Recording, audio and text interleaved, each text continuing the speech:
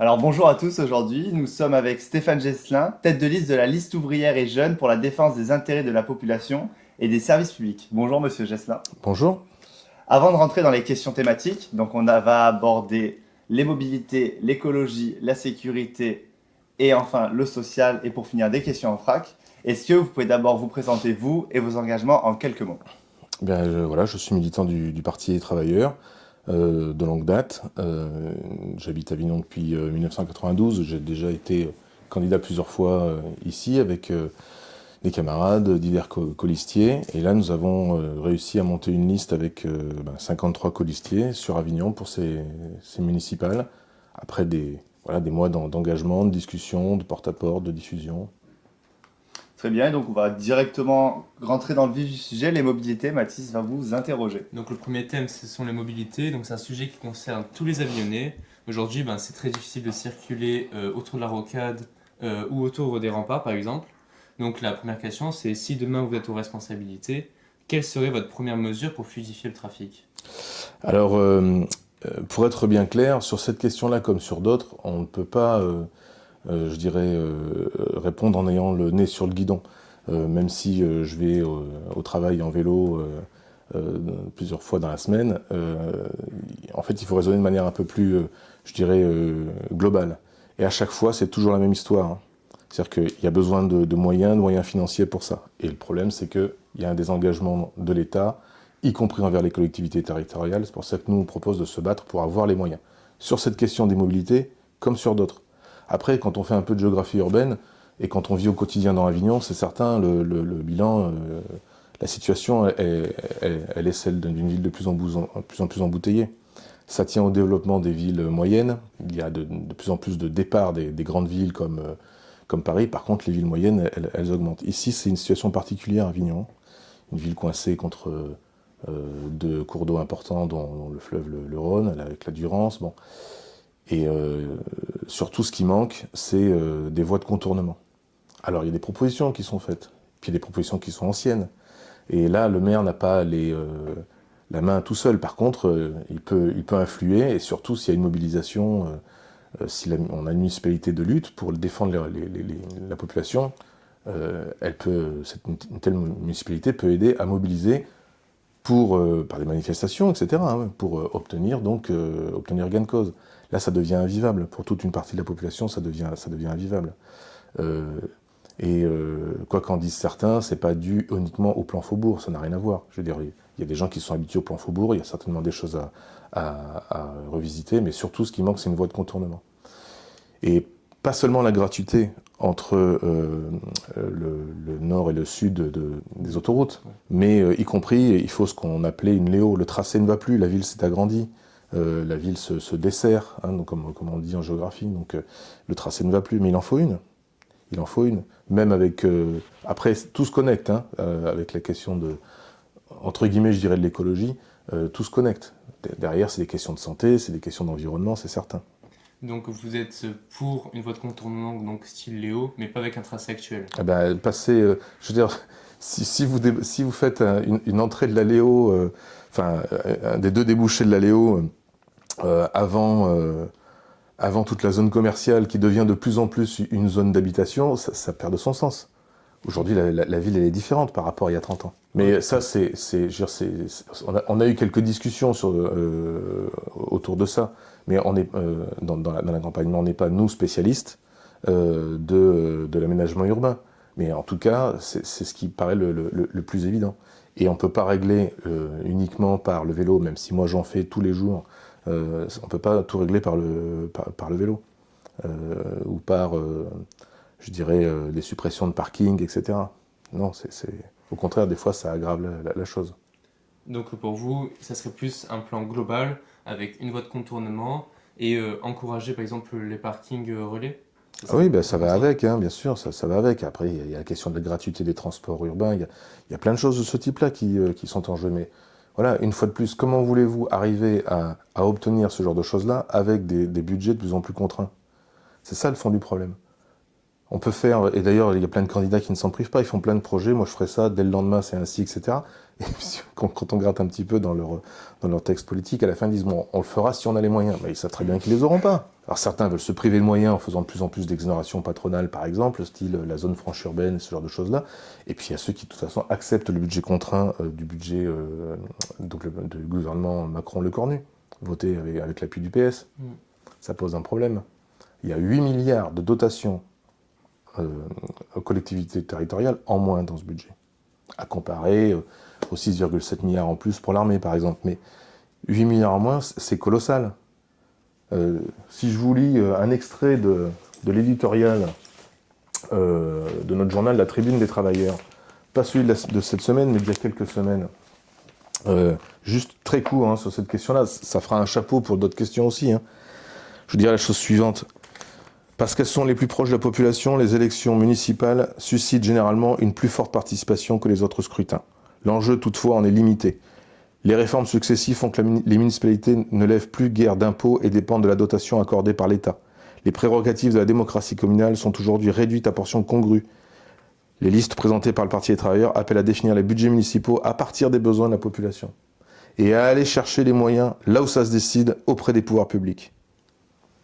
Voilà. Les choses sont dites, même si, l'amélioration du réseau de transport urbain, ça aussi, ça échappe à la municipalité en bonne partie. C'est fait avec le Grand Avignon. Comme d'autres questions, l'eau, etc. Donc si on ne lutte pas contre des lois quand elles sont injustes, sur le terrain de la mobilisation, on raconte des histoires à la population. Pour vous, l'un des principaux leviers en tant que maire, mais aussi en tant que citoyen, serait la mobilisation. Ben oui, parce que pour faire jouer la démocratie. Pourquoi j'ai choisi comme symbole pour une photo là dans la presse, on m'a demandé voilà quel monument vous voudriez comme décor, comme photo. J'ai proposé le monument qui est aujourd'hui aux Allées de Loul, qui auparavant jusqu'en 1975 était sur la place de l'Horloge. C'est le monument de rattachement d'Avignon et le comtat venessin à la France. Et parce qu'il y a eu une mobilisation, les Avignonnais ont obtenu d'ailleurs c'est comme ça qu'on a inventé le département de la Vallée Close, le Vaucluse, on a même inventé ce mot, pour obtenir donc le rattachement à une France qui allait vers la République. C'était pas encore la République, elle y allait, le chemin était pris. Voilà, donc c'est fondamental. Je veux dire, sans mobilisation, mise en mouvement, pourrait-on dire, de la démocratie communale, on ne pourra pas obtenir ce dont on a besoin. Et sur toutes les questions, mais il faut le dire. Donc pour finir sur la mobilité, parce qu'on a un peu dévié... c'est le cadre. C'est ça. Vous souhaitez que le parking de l'hôpital d'Avignon soit de la régie publique. Oui, soit gratuit même. Qu'il soit gratuit. Là, il ne choisit même pas je dirais à la limite de régie publique, c'est qu'il faut qu'il soit gratuit, point. Voilà. Comment c'est insupportable pour la population de devoir payer pour aller voir des membres de la famille ou pour soi-même, etc. Mais comment vous ferez du coup pour le rendre gratuit? Est-ce que ça passera par une négociation ou est-ce que la mairie prendra en charge le terrain du parking? Eh bien, c'est la municipalité, elle a son mot à dire dans les décisions de l'hôpital. Le maire siège, donc à un moment donné, il faut peser de tout son poids pour aller dans ce sens-là et faire en sorte qu'on revienne à la situation précédente. Ça fait pas longtemps que ça a été privatisé. C'est pas demandé. Ça fait 3 ans. Voilà, c'est pas une histoire incroyable que de demander ça.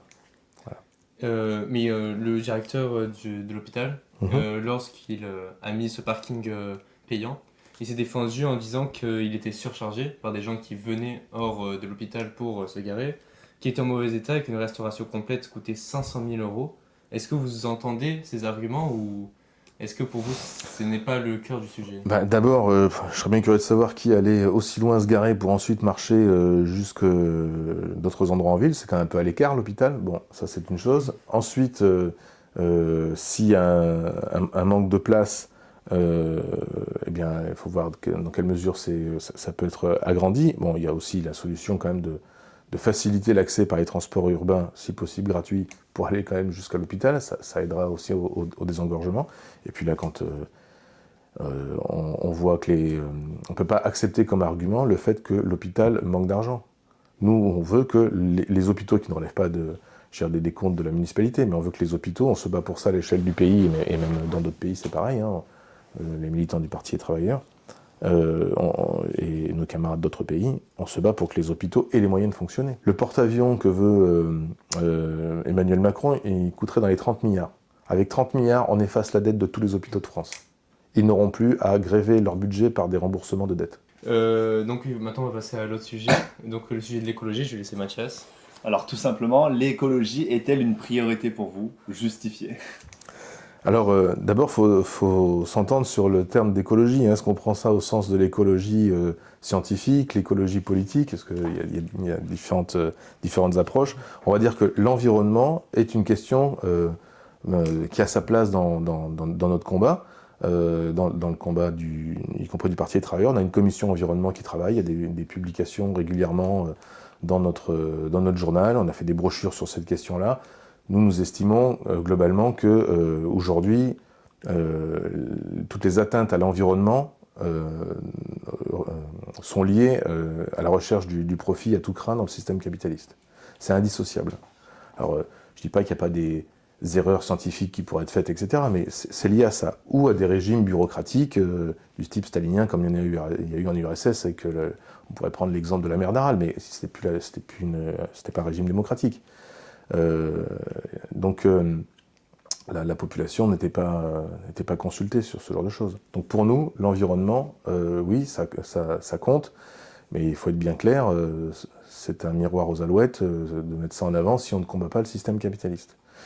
Ça, c'est une approche globale. Au niveau de la municipalité, eh bien, si on veut donc avoir des espaces verts entretenus, par exemple, il y a besoin donc d'un service public conséquent pour ça. Si vous avez un personnel, et je le sais, j'ai discuté avec des agents municipaux qui sont en sous-nombre pour entretenir les espaces verts, rapidement ça pose problème, il peut même y avoir danger. Si avec des branches qui ne sont pas coupées, qui devraient l'être, bon, ce genre de choses-là.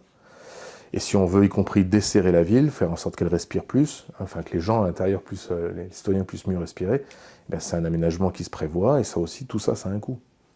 Alors, ça va dans ce sens-là quand même. Moi, j'ai connu Avignon dans un autre état de ce point de vue-là que ce qu'elle est aujourd'hui. Moi, j'ai connu les remparts bourrés de voitures aux abords, des immenses parkings. C'était pas fantastique, quoi. Il y a des choses qui ont évolué. Donc niveau écologie et même niveau transport en commun en général, ça a évolué et positivement, vous trouvez, ces dernières années? Il y a des éléments qui sont positifs, mais quand on est proche d'Avignon, quand on est proche des remparts d'Avignon. Après, les quartiers sont un peu délaissés. Bah, ça dépend, oui, ça dépend. Très bien. Et vous voulez une régie publique de l'eau. Pourquoi et quelles sont les problématiques autour d'une régie publique de l'eau? Eh bien, tout d'abord, on est pour la défense des services publics et pour retrouver les services publics qui ont été perdus. L'eau était était en régie publique et ça a été privatisé. C'était dans le mandat de Madame Cécilel et c'est quelque chose qu'elle n'a pas fait ou pu faire. Elle a fait une partie de son mandat qui était intéressant, comme par exemple sur les cantines scolaires. Ça a été remunicipalisé, c'est une réussite, c'est même un exemple national. Là-dessus, sur l'eau, non. Pourquoi? À un moment donné, cette municipalité s'est trouvée coincée par toute une série de lois qui ont porté atteinte à la démocratie communale. Aujourd'hui, l'eau, ça échappe à la municipalité. C'est l'intercommunalité qui s'occupe de ça. Donc ça veut dire que des villes autour d'Avignon imposent à Avignon toute une série de décisions politiques. Le tramway, par exemple, ça a été imposé. Sur la question de l'eau, c'est pareil. Madame Cécilel avait demandé à pouvoir faire l'expérience de la régie publique de l'eau.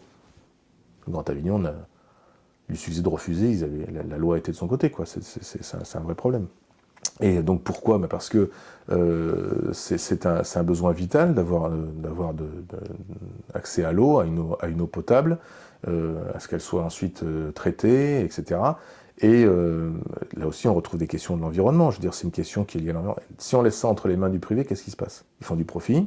Les actionnaires ne recherchent qu'à faire du profit, c'est le but. Alors, si l'eau rapporte, tant mieux. Maintenant, il y a beaucoup d'investissements plutôt dans l'armement ces temps-ci. Mais si ça rapporte, ils y vont. Mais pour le profit. Ils investissent pour le profit, pas pour entretenir les canalisations, etc., comme il le faudrait. Et les prix augmentent. Je veux dire, concrètement, pour l'immense majorité des citoyens, les factures n'ont fait qu'augmenter. Et voilà, il y a un combat qui a été mené par des associations, ici comme ailleurs, sur les factures de l'eau. Mais le fond du problème, c'est que ce n'est pas en régie publique. Voilà. On n'a pas à faire du profit sur l'eau. Très bien, on va passer au troisième thème, la sécurité. Mathis? Donc, on va faire un rapide récapitulatif de la situation sécuritaire à Avignon. Donc, c'est un sujet qui fait beaucoup débat en ce moment. Donc, il y a 101,4 crimes et délits pour 1000 habitants à Avignon. En comparaison, c'est 67,85 à Nîmes. Donc, on a vu aussi une nette augmentation de l'insécurité depuis 2016. De quelle manière souhaitez-vous que la police municipale occupe l'espace public? Écoutez, d'abord, c'est toujours cette même vision de la sécurité qui est mise en avant, c'est à la mode. C'est utilisé par les courants de droite les plus à droite possibles. C'est même souvent lié à des discours racistes nauséabonds. Excusez-moi du pléonasme. Et en fait, il faut être bien clair, si on ne répond aux problèmes de délinquance de différents niveaux, enfin surtout on nous montre toujours en bas, hein, c'est jamais la grande délinquance qu'il faut combattre, et on peut même estimer que voilà, les banques sont bien mêlées je dirais y compris la question de la drogue, hein. Il y a des banques qui ont été sauvées, y compris de grands cracks, et je me rappelle de celui de 2008, par l'argent de la drogue. Je veux dire, c'est officiel, c'est même pas un secret de polichinelle, quoi. Donc c'est toujours ce discours sécuritaire, il vise à faire peur, voire à diviser la population. Et ce n'est pas uniquement par la répression qu'on peut combattre la délinquance, c'est pas vrai. Il faut régler les problèmes sociaux. C'est-à-dire que c'est en créant des emplois, en nourrissant le tissu associatif, qu'on peut arriver sur le fond à lutter contre la délinquance. Sinon, ce discours sécuritaire, c'est toujours plus de police, et ça peut aller jusqu'où? S'il y a de plus en plus de misère et de police, on va aller jusqu'où? Un régime de type autoritaire, totalitaire? Non, il faut être sérieux. Je dis pas qu'il ne faut pas de moyens répressifs du tout, je dis pas ça. Mais cette course en avant, elle est dangereuse. Voilà. Et nous, la sécurité, pour la plupart des citoyens avec qui on a discuté, c'est d'abord avoir un emploi, avoir de quoi manger, c'est d'abord ça. Et c'est ça la question de fond. Donc vous, la sécurité passerait plus par le social que par un côté répressif. Oui, bien sûr. Ok. On parle, en plus quand on parle de sécurité, ces temps-ci, on parle aussi de sentiment d'insécurité qui peut être parfois irrationnel. Tout à fait. Comment on peut faire pour réduire ce sentiment? Peut-être déjà, moi, regarder certaines chaînes de télévision. Ça peut être bien. Avoir un esprit critique. Avoir un esprit critique sur les informations qui circulent. Et puis, travailler ce qu'on peut appeler le vivre ensemble. Hein, le fait qu'il y ait un tissu associatif, que les voisins se parlent, se fréquentent, etc., ça ne peut qu'aider. Mais ça, c'est des choses de la vie courante. Quand tout le monde a de quoi vivre, on ne se tape pas dessus. Donc on va passer au dernier thème avant les questions en vrac, le social. Donc le social a une place particulière à Avignon. Donc le Vaucluse, c'est le 5e département le plus pauvre de métropole. Ah oui. Le taux de pauvreté en 2021 à Avignon était à 33%. Le taux de chômage est le plus haut dans la région, avec 10,3% en 2023. Comment fait-on pour aider cette partie pauvre d'Avignon? Eh bien, en aidant au développement des services publics et à leur gratuité. Pour trouver un emploi, si on peut se déplacer gratuitement, c'est quand même bien mieux, et facilement. Il y a quand même des endroits qui sont difficiles d'accès. Je pense par exemple au quartier de la Courtine, qui est une des zones d'emploi et qui pourrait être développée. Hein. Il y a eu différents projets là-dessus, hein. Plateforme multimodale, etc. Il y a des gens qui ont abordé ça en perspective. Bon, mais encore faut-il pouvoir s'y rendre facilement. Hein. Et si vous partez de l'autre côté d'Avignon, vous mettez 1h30 hein, en transport en commun. C'est pas simple. On n'est pas en région parisienne, on est à Avignon. Donc il faut faciliter donc le transport urbain, ça c'est un élément. Créer des emplois, comme on l'a déjà dit dans la fonction publique municipale, en l'occurrence. Hein. Là on a des voiries qui sont abîmées, des espaces vergisés qui sont insuffisants, on a besoin Il y a besoin d'ATSEM, de remplacement, hein, quand le personnel est absent, etc. Donc, très certainement des personnels de secrétariat de mairie, ça, bon, il y a des choses qu'il faut étudier, mais je veux dire, c'est à l'échelle de la municipalité, il y a des choses qui sont faisables, mais bon, tout n'est pas faisable à l'échelle de la municipalité. Il ne faut pas non plus transformer le maire en super-héros, c'est pas vrai. C'est de plus en plus contraint. Hein, le maire a des leviers de plus en plus limités. Mais ce qui peut être fait, doit être fait. Donc il y a aussi une problématique dans cette campagne électorale, c'est les sans-abri. Donc il y a certains candidats qui veulent interdire la mendicité. Vous, comment aideriez-vous les sans-abri? Alors ça, c'est pas une question qui a été abordée dans nos discussions, hein, pour tout vous avouer, pour être bien clair, mais cette question-là, mais bon, c'est lié à la question précédente. Je veux dire, les personnes qui sont aujourd'hui sans abri, les travailleurs qui ont été au bout du compte hyper précarisés, il faut aller à leur secours et non pas les rejeter.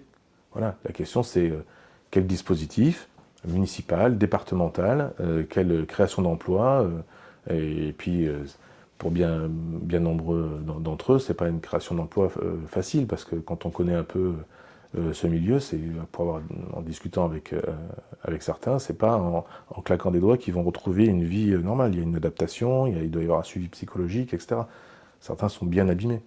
Et puis c'est aussi parfois en lien avec l'état des hôpitaux psychiatriques. Il y a des gens qui tombent dans la mendicité parce qu'ils ont été quelque part lâchés, abandonnés. Une fois de plus, si on veut lutter contre la mendicité, c'est pas par la répression, c'est en aidant donc à ce que la population vive mieux.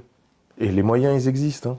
Le pays n'a jamais été aussi riche. Vous donniez les chiffres qu'on connaît, hein, sur Avignon, sur le Vaucluse, mais on pourrait donner d'autres endroits, d'autres quartiers en France, etc. On pourrait parler de quartiers particulièrement pauvres à Marseille, parmi les plus pauvres d'Europe. Bon, mais si vous regardez les chiffres du CAC 40, ils sont phénoménaux.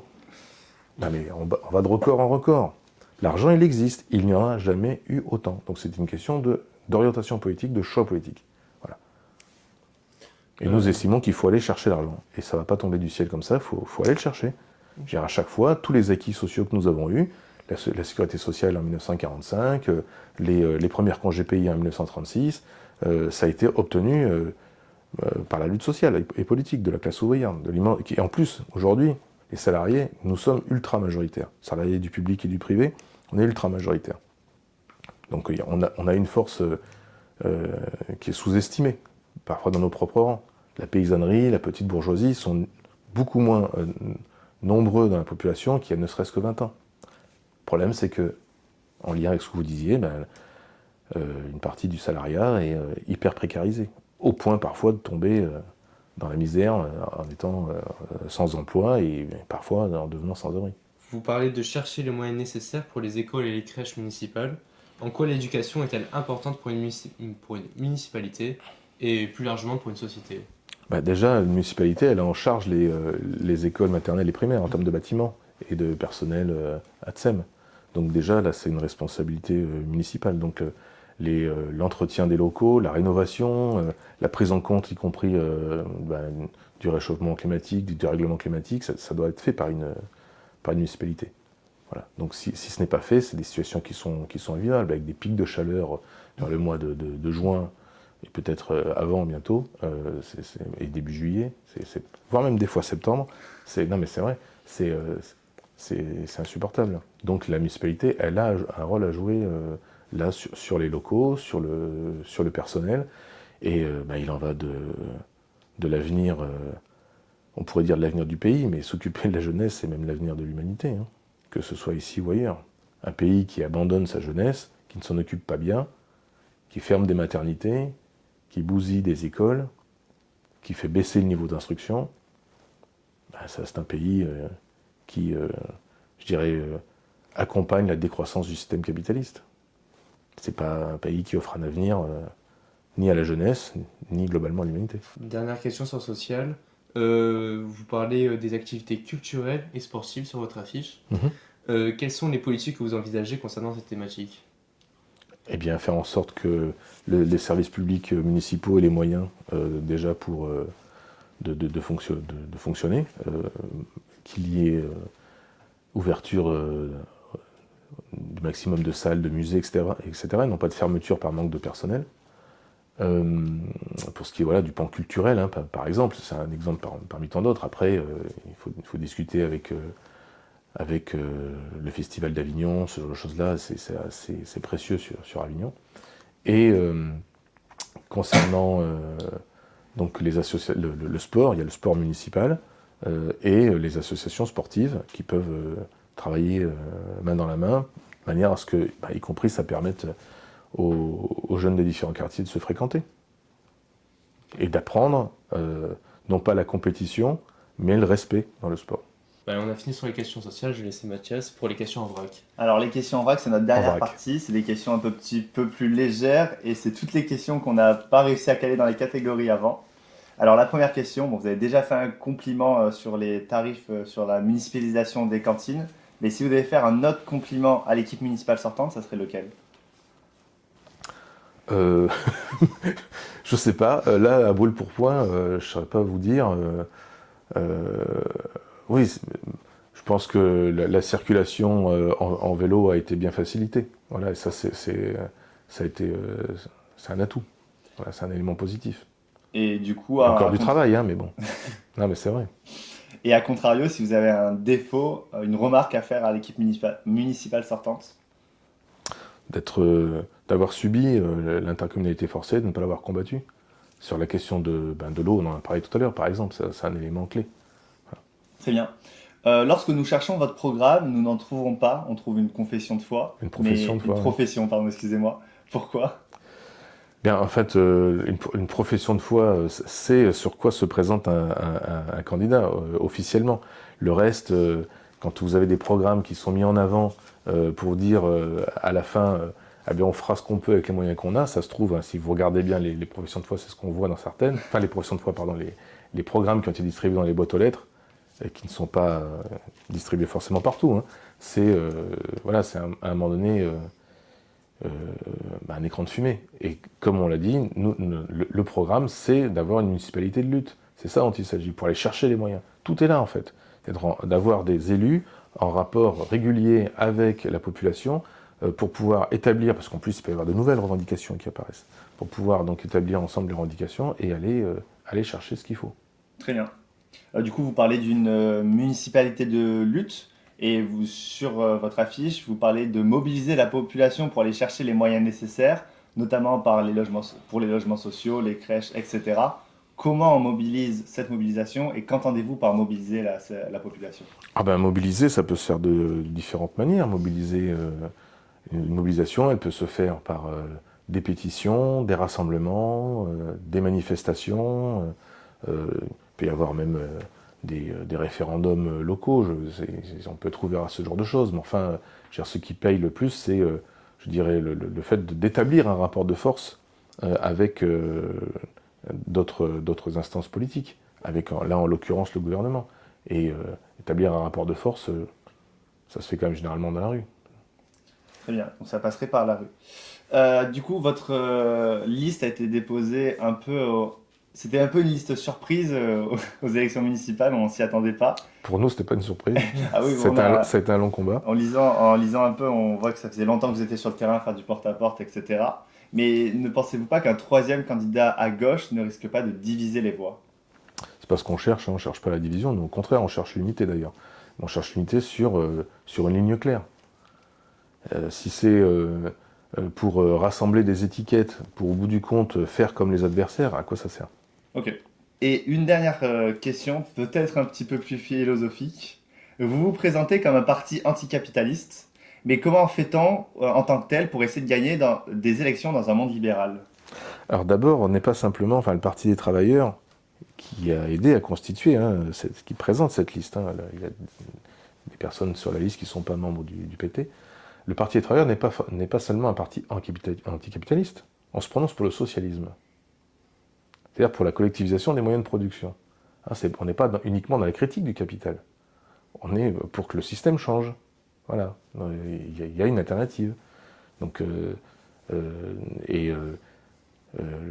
les premiers militants socialistes ici et dans d'autres pays au moment de l'industrialisation ont combattu sur cette ligne-là, alors qu'ils étaient aussi dans un monde dit libéral et capitaliste. C'est pas nouveau, on n'est pas en dehors du temps et de l'espace. Non, mais c'est vrai. Non, mais oui. Donc, et ce faisant, il y a toute une série d'acquis gigantesques qui ont été obtenus. Comme ce qu'on nous envie dans le monde entier, même si elle est abîmée, c'est la sécurité sociale. Ça a été obtenu par des militants ouvriers. Donc il faut continuer à se battre. Ben oui, là on est en train de perdre depuis pas mal de temps, depuis je dirais le tournant des années 1980, avec on peut le dire, une trahison de la gauche institutionnelle. Depuis, on est en train de perdre toute une série d'acquis sociaux. Et très bien, on arrive à la fin de cette interview. Est-ce que vous avez un mot de fin à rajouter, une chose qu'on n'a pas parlé dans cette interview et qui vous tient à cœur? Il faut s'organiser. Il faut s'organiser, donc nous invitons à rejoindre le Parti des travailleurs de manière à pouvoir continuer la lutte et aider donc la classe ouvrière, la jeunesse, avec par exemple la Fédération des jeunes révolutionnaires, à avancer pour défendre leurs droits.